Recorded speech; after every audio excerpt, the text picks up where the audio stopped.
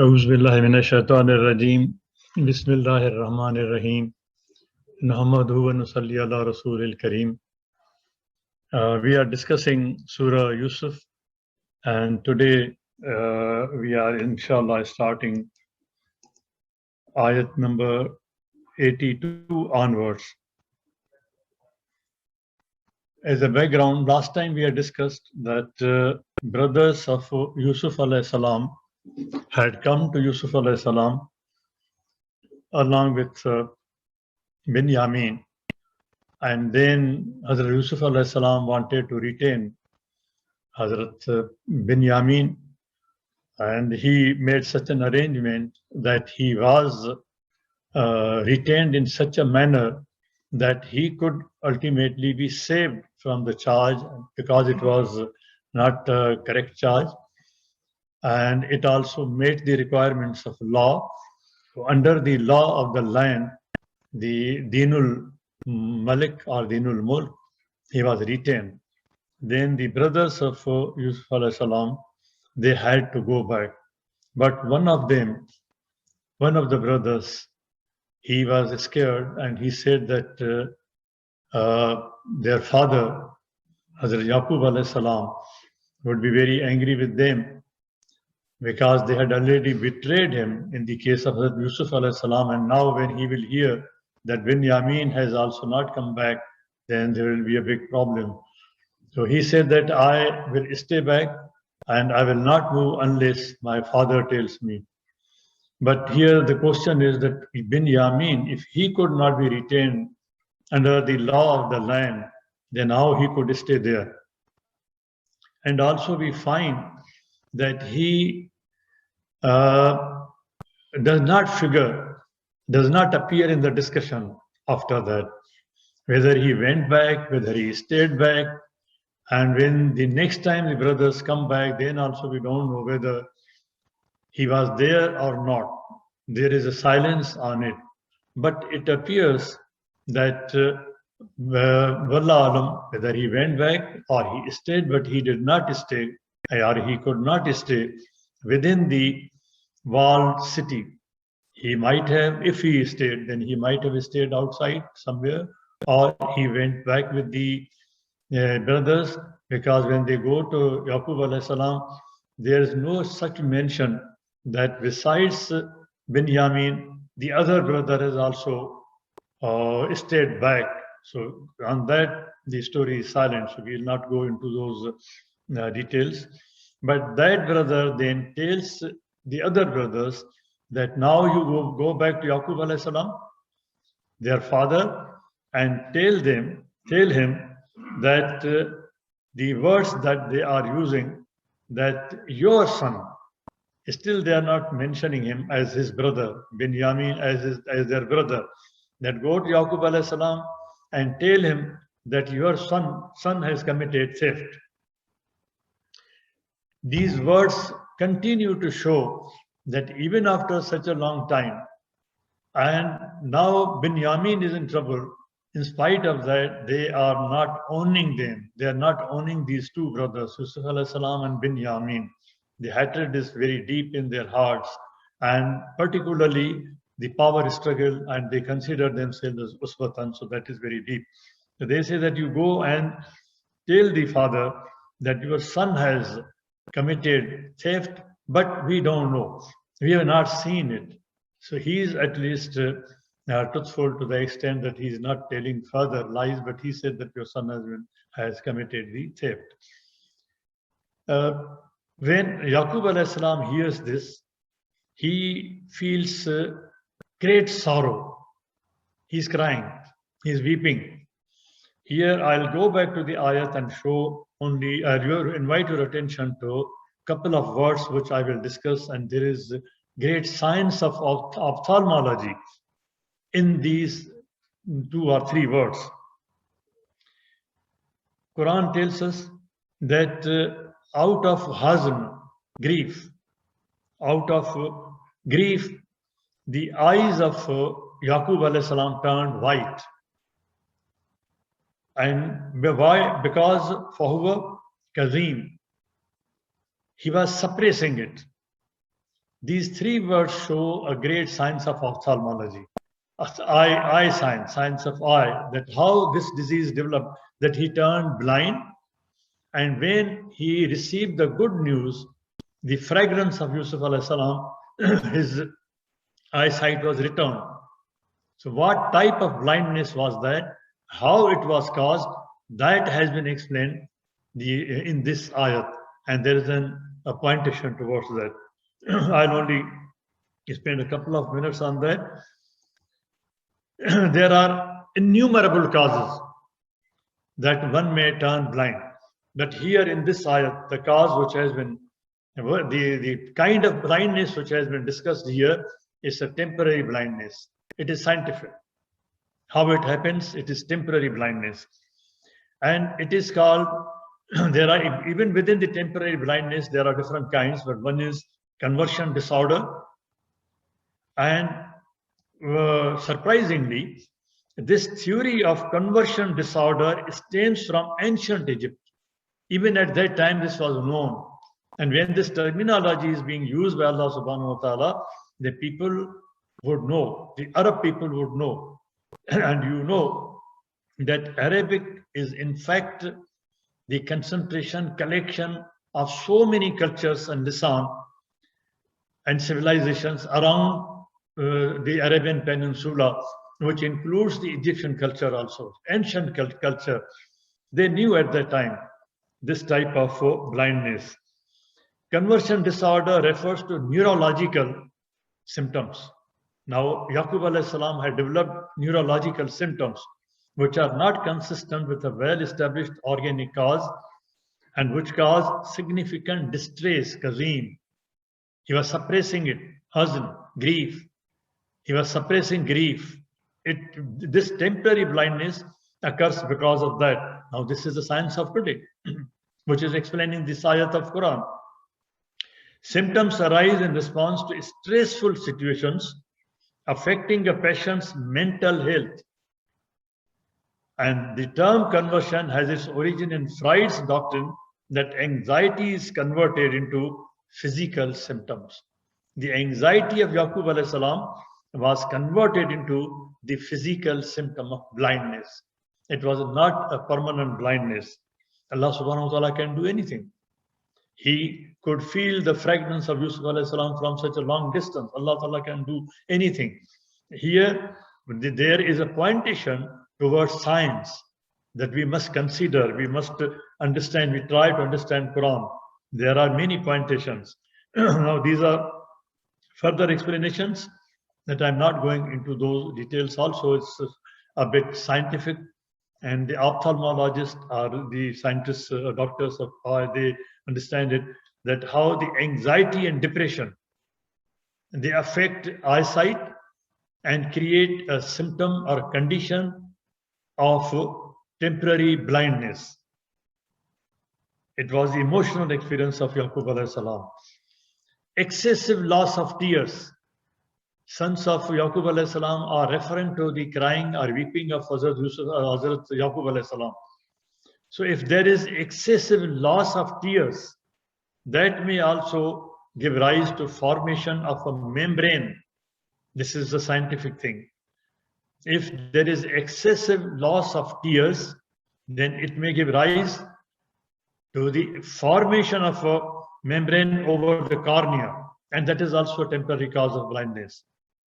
And that is called ocular surface disease, causing whitening, because the ayat tells us that the eyes of Yaqub alayhi salam turned white.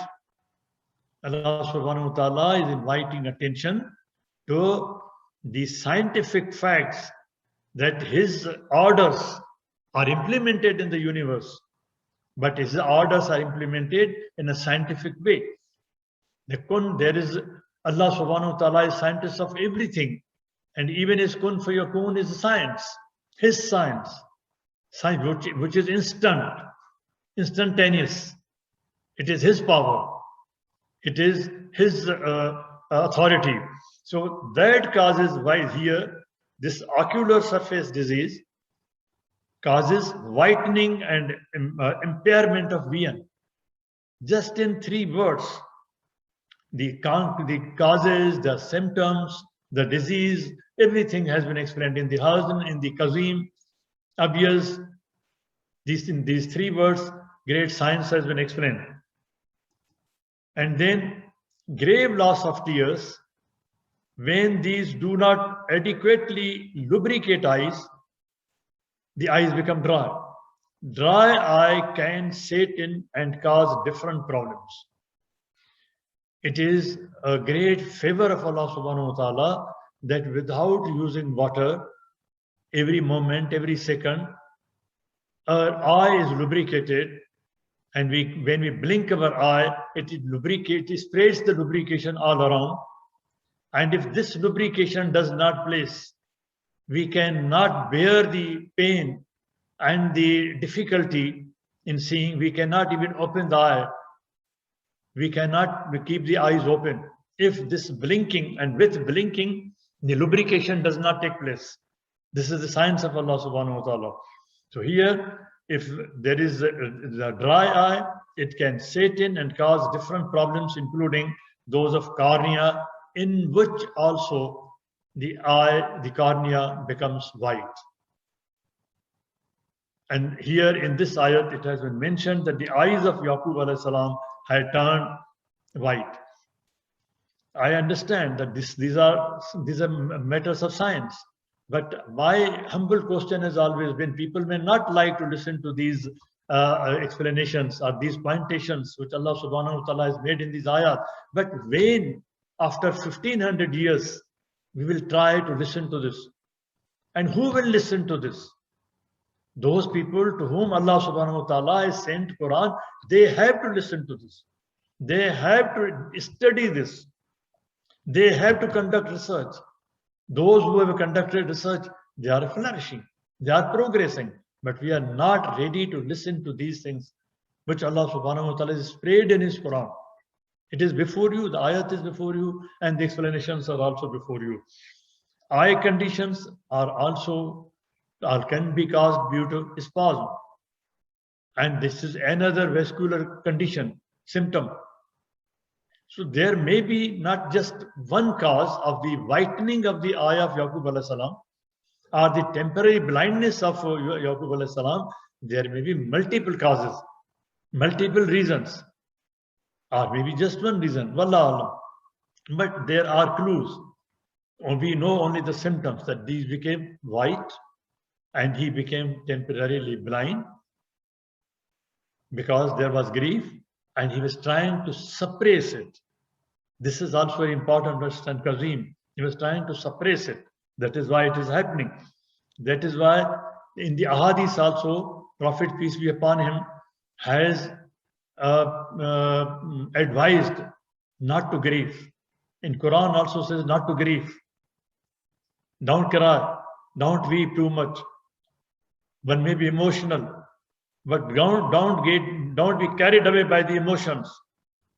This can harm you from within and from outside, physically and internally. Damage to the optic nerve. This can cause damage to the optic nerve. If any of vessels, artery or vein, carrying blood to or from the retina become blocked, it is called occultation. And this can cause temporary blindness, partial blindness. Chronic sleep-wake disorder. Quran is continuously telling us, be hopeful, have hope in God, don't grieve. But in spite of that, if somebody grieves, then Allah subhanahu wa ta'ala has said this, an example for us, that if you continue to do this, remain emotional, you will be grieving, not you will be aggravating your own condition, and you will be damaging your own health. Don't do that.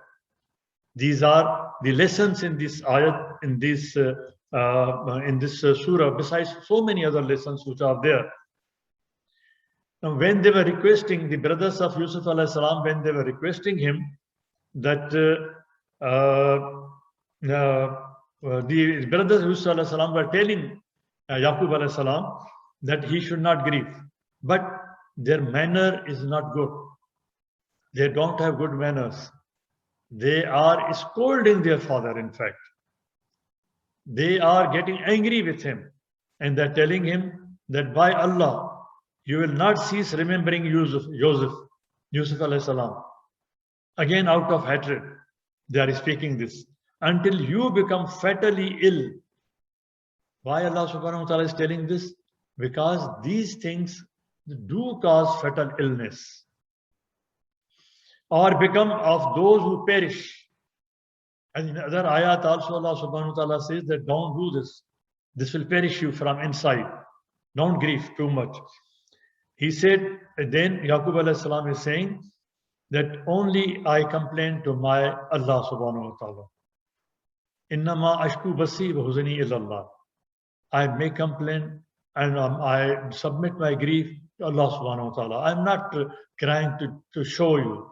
I'm not crying to you. I'm crying to my Lord. I have hope in him and he will help me. After that, Yaqub alayhi salam is telling his sons. Now keep this ayat in mind, and when these sons, the brothers of Yusuf alayhi salam, they return to Yusuf alayhi salam, look at their behavior again. As you remember that the inmates of the prison jail, they had betrayed Yusuf alayhi salam bitterly. This time you will also find that the brothers of Yusuf alayhi salam, they continue to betray him. And even after this ayat, when they return to Yusuf alayhi salam, they betray him. How, when we reach that ayat, I'll explain it further. But in this ayat, kindly remember this, when we go to that ayat, that Yaqub alayhi salam is telling them, go back, find out about Yusuf alayhi salam, because he has not accepted that Yusuf alayhi has died. Yusuf alayhi salam was devoured by the fox. It was eaten away by the fox. He doesn't believe in that. He's telling them, go back again and try to find out Yusuf alayhi salam and his brother Yamin alayhi salam, and don't lose hope in the relief which Allah subhanahu wa ta'ala provides. Even in these conditions, he's hopeful. He's asking them to go back. He's asking them to go back to find out, to search for these two brothers. But when they go back, what they do, that we will see in that ayat. But Yaqub alayhi salam has given them these instructions. Go back and find out.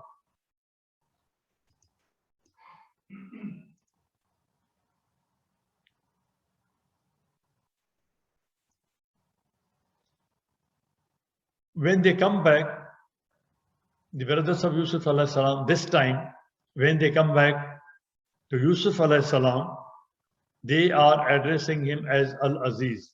Ya ayyuhal Aziz. Aziz is a designation. They are talking to him, they are addressing him with a designation.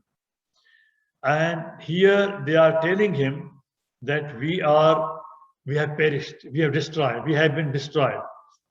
We are facing hunger. We are at loss.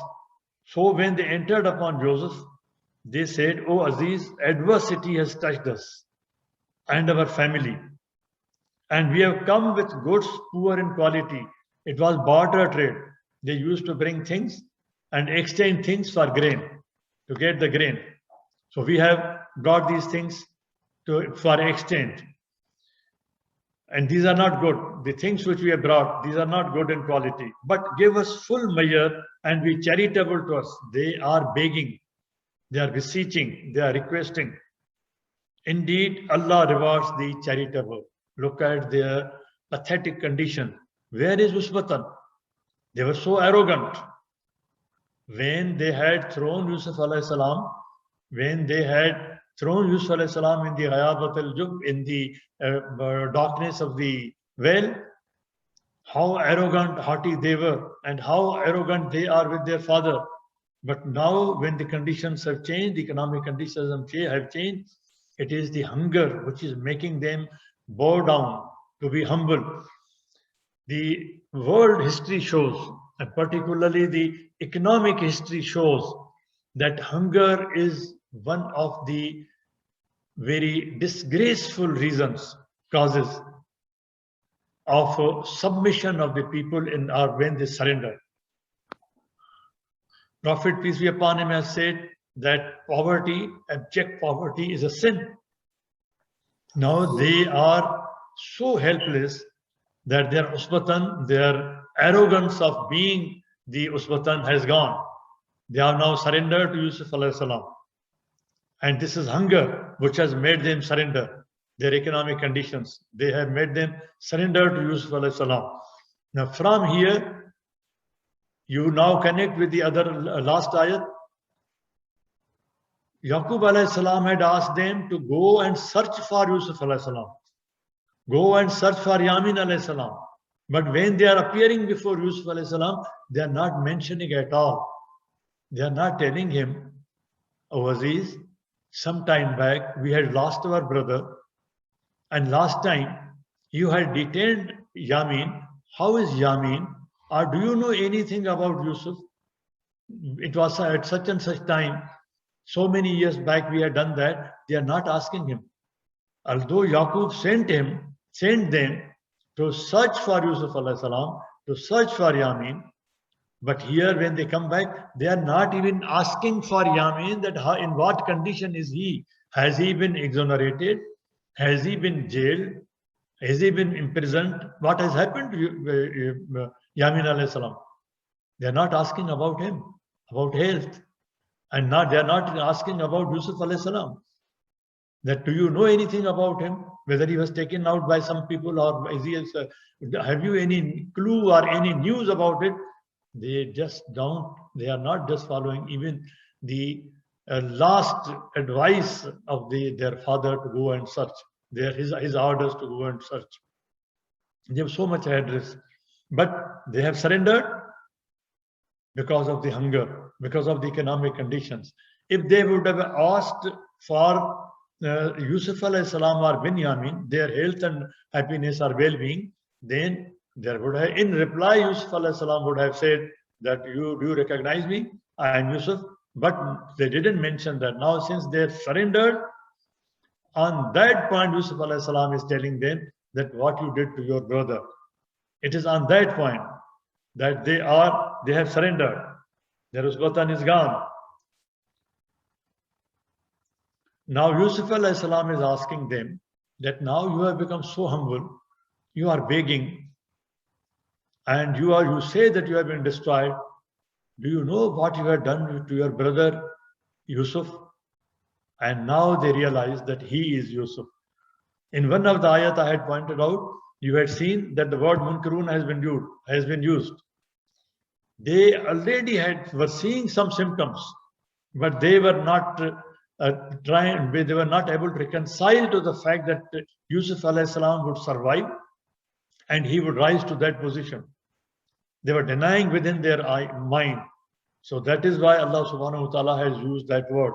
And now here, when Yusuf alayhi salam invites their attention to the crime they had committed against Yusuf alayhi salam, now they say, "Oh, you are Yusuf?" And then he says, "Yes, and I'm Yusuf, and he is my brother Yamin." And still they had not asked about them. They had not asked about Binyamin. And then Yusuf alayhi salam is telling them that Allah has been very kind to us because of our sabr, because of our patience. And we believe in Allah subhanahu wa ta'ala, and He has been very kind to us all, to both. Now they say that by Allah, certainly has Allah preferred you over us. Now they submit, they agree, they submit that you are right, we were wrong, and Allah has preferred you over us. And Allah has put us in such a situation that we have come to beg before you, to beg you. And indeed, we have been sinners. They are committing this. I think we may stop here, and next time we'll start with the ayat number 93. Where after this, after submitting, after confessing, they are confessing before him But still look at the greatness of Yusuf alayhi salam, that he says, no blame will there be upon you today. He is still forgiving them. He's trying to forget it. Allah will forgive you. Ultimate forgiveness lies with Allah subhanahu wa ta'ala, because they have committed so many sins. Personal sins, private sins, and then also the public sins.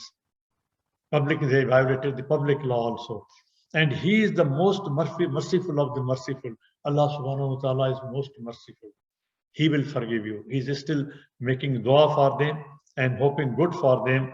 Now, after this, we will inshallah take up ayat number 93 next time, inshallah, when Yusuf alayhi salam sends his kameez. And this is third time that the word kameez is being used. And when he sends the kameez from such a distance, Yaqub alayhi salam feels the fragrance, and then Allah subhanahu wa ta'ala sciences which are working in the entire universe instantly. There is no blockade of time or distance before Allah subhanahu wa ta'ala. Anything he can make happen at any instant, irrespective of any distance or any time. Subhana rabbika rabbil izzat amma yasifun wa salamun alal mursaleen walhamdulillahi rabbil alameen.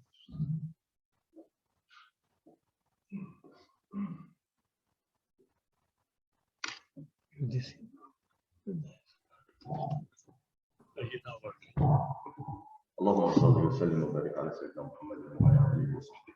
اللهم اهدنا فيمن هديت وعافنا فيمن عافيت وتولنا فيمن توليت وبارك اللهم لنا فيما اعطيت وقنا واصرف عنا شر ما قضيت فانك يا ربنا تقضي بالحق ولا يقضى عليك. اللهم اغفرنا برحمتك بعبادك الصالحين. اللهم اخرجنا من ظلمات الجهل والوهم الى نور العلم. اللهم علمنا ما ينفعنا وانفعنا بما علمتنا وزدنا علما. اللهم اجعلنا ممن يستمعون القول فيتبعون احسنه. اللهم اكفنا بحلالك من حرامك وبطاعتك عن معصيتك وبفضلك عن سواك.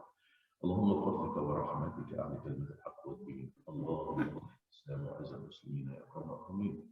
O Allah, Spirit of mercy upon us, shower us with your blessings, increase our knowledge, grant us forgiveness, and reward us with the company of the prophets in the Firdaus al-A'la. O Allah, forgive our parents and all our friends and relatives who have passed away. O Allah, grant them your mercy, make their graves garden from heaven, and grant them the Firdaus al-A'la. O Allah, remedy our sick. O Allah, remedy our son Ahmad and our daughter Aisha. O Allah, remedy all our friends and relatives who are sick. O Allah, grant them full and speedy recovery. O Allah, guide our children, protect them, and make them righteous. O Allah, we ask you every name you have elected for yourself, that none of us leave this gathering, but his pains have been relieved, his worries have been removed, his debts have been paid, his weaknesses have been concealed, his sins have been forgiven, and his needs have been fulfilled. سبحان الله وبحمده عدد خلقه ورضا نفسه وزنة عرشه ومداد كلماته. سبحان الله وبحمده عدد خلقه ورضا نفسه وزنة عرشه وكلماته. سبحان الله وبحمده عدد خلقه ورضا نفسه وزنة عرشه وكلماته. إن الإنسان لفي خسر إلا الذين آمنوا وعملوا الصالحات وتواصوا بالحق وتواصوا بالصبر. وآخر دعوانا أن الحمد لله رب العالمين والصلاة والسلام على خير المرسلين. اللهم صل وسلم وبارك على سيدنا محمد وعلى اله وصحبه وسلم. السلام عليكم.